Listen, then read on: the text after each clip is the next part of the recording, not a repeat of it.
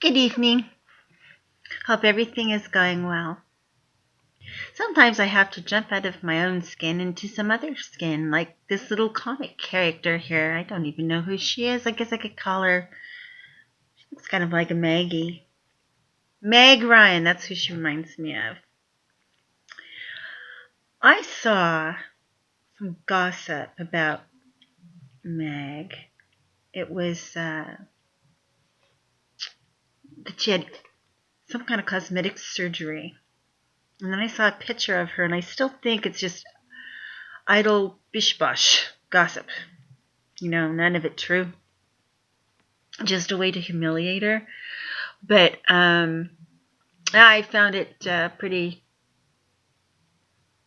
dissuasive as far as, or persuasive as to why not to get cosmetic surgery, if that is the fact. But anyway, because she's always been very pretty to me, and from the time she was a young girl to as she's gotten older, and I always thought she carried herself quite well, and she was lovely from beginning to beginning. There's always a beginning to someone who starts, because they're always starting new every day. So therefore, it is a beginning.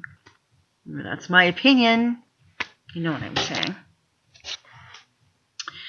I found that over time and the years that I've become less vain.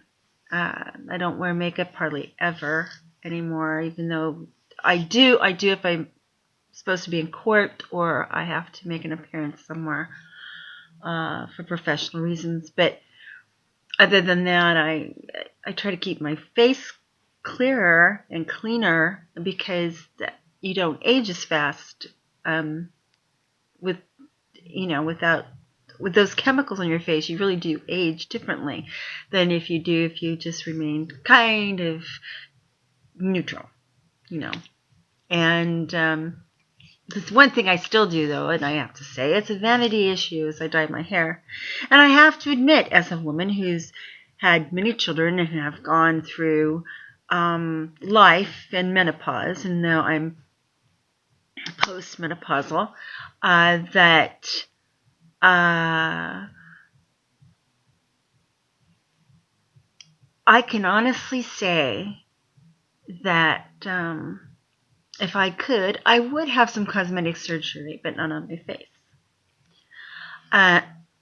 Probably more of a tummy tuck, maybe a little tuck here and there in the body, because I've been through so many surgeries and that. I have so much medication, which is ridiculous. You gain a lot of weight, and you hold it in for so long, and then you lose it suddenly because you're either sick or some of the medications are doing another counter reaction, and it's just crazy. And then before you know it, your body's gone through this up and down, up and down, up and down, and you get very, very ill. And so that's what happens. Anyway, I've discovered that in my lifetime, and I'm now 56 years old, that 56 is nothing in comparison to what I thought it was when I was 20. I thought it was old and rackety and all that, and it ended up being none of the above. It actually ended up being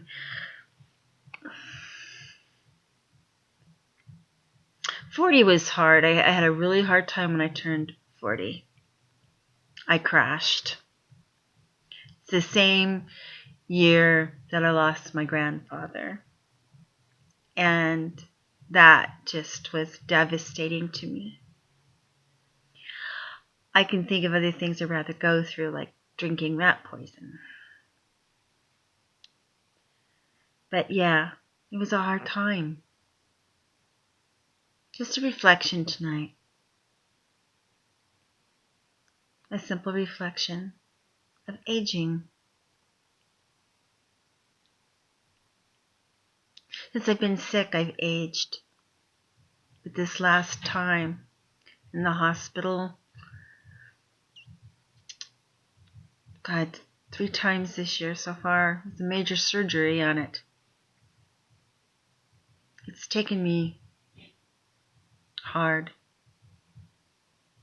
I've taken it hard. I've not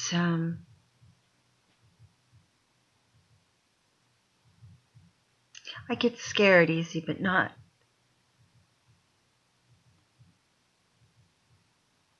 because of death, but how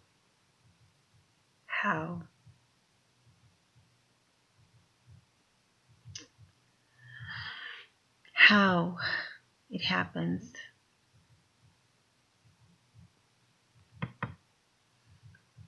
Anyway,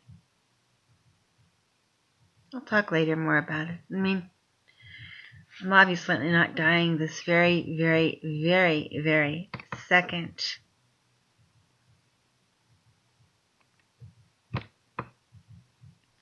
Whoa! And how did that happen? Who am I now? I'm a detective. I'm a detective.